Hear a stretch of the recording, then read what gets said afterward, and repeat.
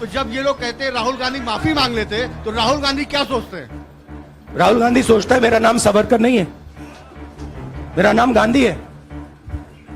गांधी किसी से माफी नहीं मांगता। और मैंने कहा, एक तरफ राहुल गांधी जी की कोशिश और दूसरी तरफ प्रधानमंत्री की साजिश। ये साजिश बनाम कोशिश, एक तरीके से आप इस तरीके से देख सकते हैं।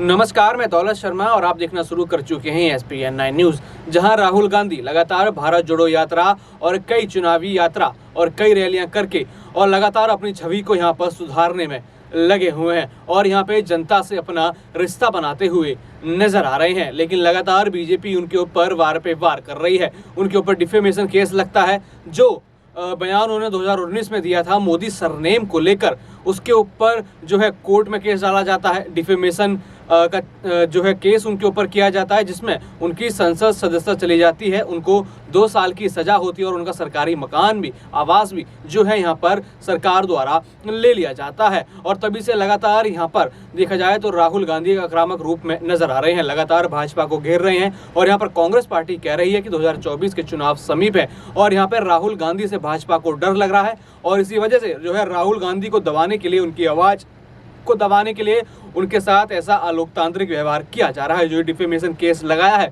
वो बस चुनावों को देखते हुए लगाया है, क्योंकि 2024 से पहले भारत जोड़ो यात्रा ने जो कमाल करके दिखाया, जो कर्नाटक में रिजल्ट आए, जो राजस्थान में जिस तरीके की तैयारी चल रही है, मध्य प्रदेश में जिस तरीके की तैयारी चल रही है और लगातार 2024 से पहले राहुल गांधी का राजनीतिक ग्राफ बढ़ता जा रहा है, उसको देखकर कहीं ना कहीं भाजपा और उनका आलाकमान चिंता में था और इसी को लेकर उनको लगातार जो है फंसाया जा रहा है। कभी पैगेसेस उनके साथ होता है, कभी डिफेमेशन केस उनके साथ होते हैं, कभी उनकी छवि को IT सेल द्वारा धूमिल किया जाता है।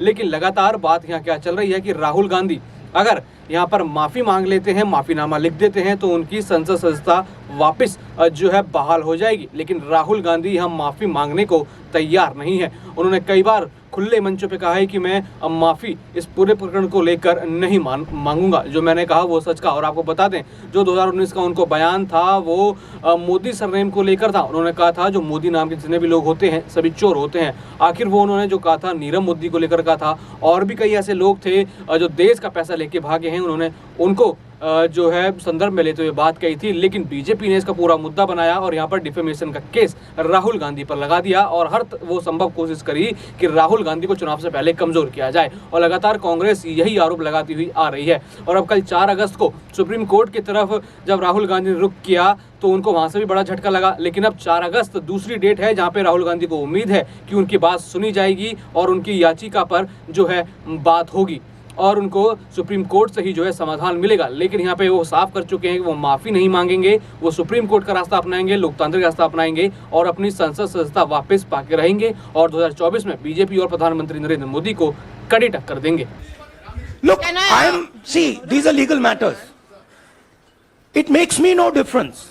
I told them, it makes me no difference if I'm disqualified, not qualified, whatever. It makes me no difference. Disqualify me for life. Put me inside jail. I will keep going. I will not stop. Mr. Gandhi, Yeah, Mr. Pallavi. Gandhi, 2 things here. One, are you worried or apprehensive about the political relevance of, say, the opposition and the Congress? Do I look party worried to post? you? One. Second, Do I look worried to you? I'm excited. I'm happy that these people have given me the best gift they could give me.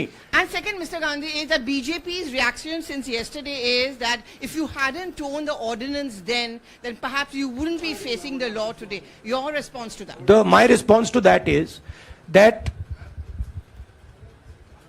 when somebody is guilty of something, they want to distract everybody's attention. Right? If you catch a thief, the first thing he says is, I didn't do it. The second thing he says, look there, look there, look there, look there. Right? That's what the BJP is doing.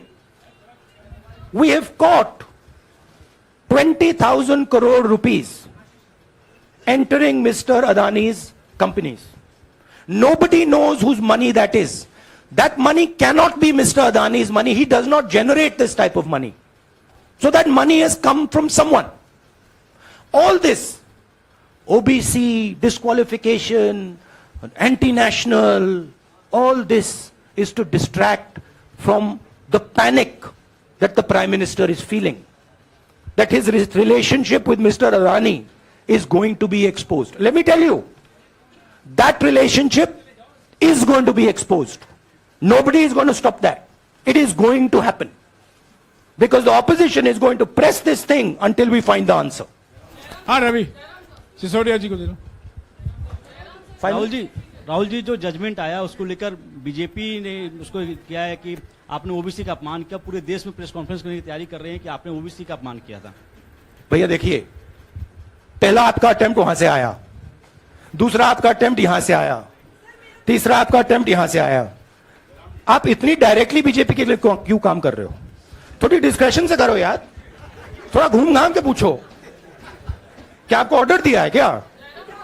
देखो मुस्कुरा रहे हैं। घूम घाम मैं आपको उदाहरण देता हूं, आप थोड़ा घूम घाम के निकाल नुकुल के बोलो। देखो ऐसे बोलो पहले, राहुल जी, हाँ तो please if you want to work for the BJP, then bring a BJP flag symbol here and put it on your chest. Then I'll answer you the same way I answer them. Don't pretend to be a press man. Vikrant Rahul ji हवा निकल गई।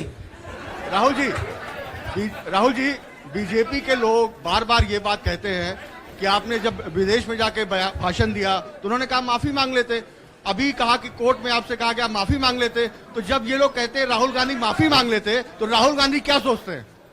राहुल गांधी सोचता है मेरा नाम सावरकर नहीं है, मेरा नाम गांधी है। गांधी किसी से माफी नहीं मांगता। और मैंने कहा, पार्लियामेंट हाउस में कहा कि भैया मुझे बोलने दीजिए ना, एक बार तो बोलने दीजिए। 2 बार चिट्ठी लिखी, तीसरी बार मैं पर्सनली स्पीकर से जाके कहता हूं, स्पीकर सर प्लीज, आप डेमोक्रेसी के लोकतंत्र के आप प्रोटेक्टर हैं, मुझे बोलने दीजिए। मुस्कुरा के कहते हैं भैया मैं तो नहीं कर सकता। आप नहीं कर सकते तो कौन कर सकता है? शायद मुझे जाके मोदी जी से पूछना पड़े, वो तो करने नहीं देंगे। तो मेरा जो पॉइंट है, इस देश में लोकतंत्र खत्म हो गया है। इस देश के लोग जो इनके दिल में है, हमारे दिल में है, बोल नहीं सकते हैं। इस देश के इंस्टीट्यूशंस पर आक्रमण हो रहा है। और उस आक्रमण का मैकेनिज्म क्या है? उस आक्रमण का मैकेनिज्म नरेंद्र मोदी जी और अदानी जी का रिश्ता है, वो फाउंडेशन है। मैं नरेंद्र मोदी जी पर सवाल नहीं पूछ रहा हूं, मैं अदानी जी पर सवाल पूछ रहा हूं। बीजेपी अदानी जी को क्यों प्रोटेक्ट कर रही है? आप नरेंद्र मोदी जी को प्रोटेक्ट कीजिए। मैं अदानी जी पे पूछ रहा हूं, आप अदानी जी को क्यों प्रोटेक्ट कर रहे हो? आप इसलिए अदानी जी को प्रोटेक्ट कर रहे हो क्योंकि आप ही अदानी हो। Thank you. तो एक तरफ राहुल गांधी जी की कोशिश और दूसरी तरफ प्रधानमंत्री की साजिश। ये साजिश बनाम कोशिश, एक तरीके से आप इस तरीके से देख सकते हैं। सिंघवी जी ने तो कहा, कानून के अनुसार अगले कदम हम लेंगे, समय है हमारे लिए, और कानून में कई ऐसे दरवाजे हैं हमारे लिए जो हम खटखटाएंगे। पर यह सिर्फ कानूनी मुद्दा नहीं है, यह मौलिक तौर से राजनीतिक मुद्दा है। मैं बार बार कह रहा हूं, आज भी दोहराऊंगा, यह प्रतिशोध की राजनीति, धमकी की राजनीति, उत्पीड़न की राजनीति का एक नतीजा है, एक मिसाल है।